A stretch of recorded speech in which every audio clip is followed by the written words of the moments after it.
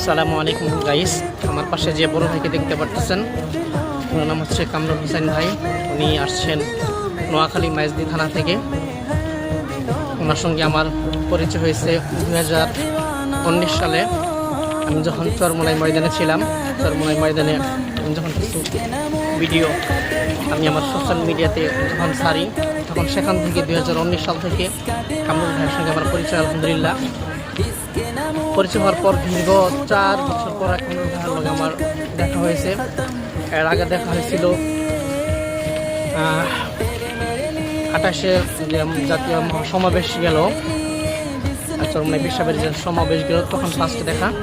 এরপর আবার আসছি কামরুল ভাই আমার কাছে আসছে। আমি ঢাকা যে মসজিদে খেদমতে আছি, এই মসজিদে আমার সঙ্গে আসছে দেখা করতে। আলহামদুলিল্লাহ, কামরুল ভাইকে নিয়ে রায়ের বাজার বুদ্ধিজীবী কবরস্থানে এদিকে আশেপাশে একটু ঘোরাঘুরি করতেছি।